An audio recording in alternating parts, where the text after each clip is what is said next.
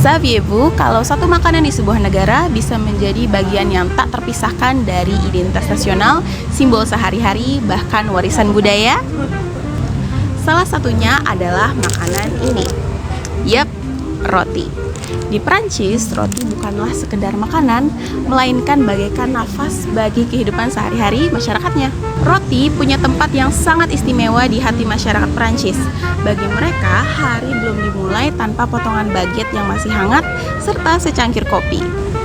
Sejarah roti di Prancis berakar jauh dari era Romawi, namun reputasi kuliner roti Prancis mulai berkembang pesat pada abad pertengahan. Ketika roti menjadi makanan pokok bagi semua kalangan, mulai dari petani hingga bangsawan. Pada masa revolusi Perancis, roti bahkan menjadi simbol ketimpangan sosial.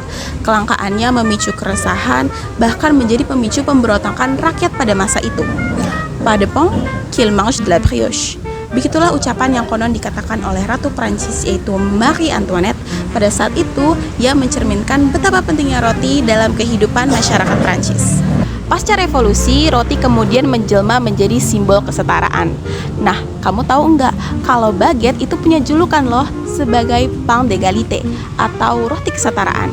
Karena setiap warga berhak atas baguette yang segar dan juga terjangkau. Bahkan hingga kini pemerintah Perancis menetapkan regulasi yang ketat loh soal pembuatan roti, termasuk aturan tahun 1993 yang dikenal sebagai Décret Pain.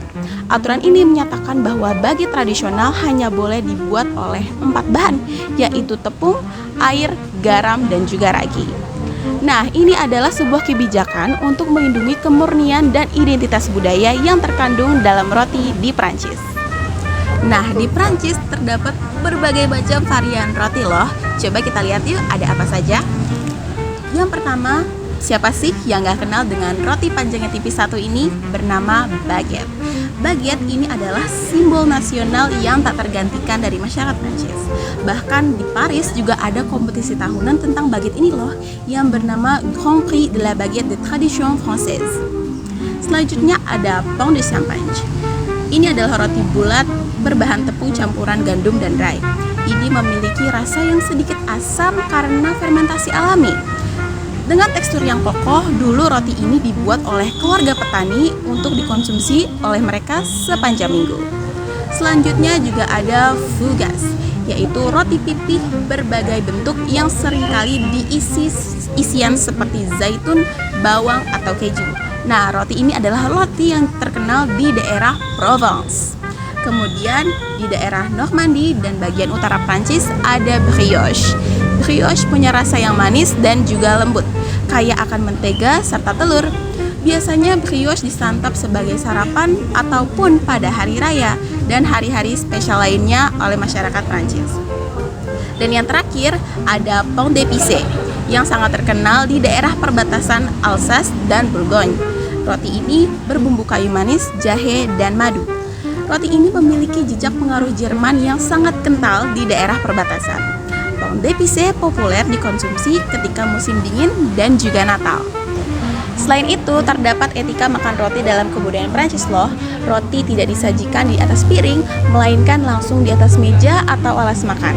Nah, ini adalah sebagai tanda dari keakraban. Orang Prancis juga biasanya tidak memotong roti dengan pisau, melainkan merobeknya dengan tangan.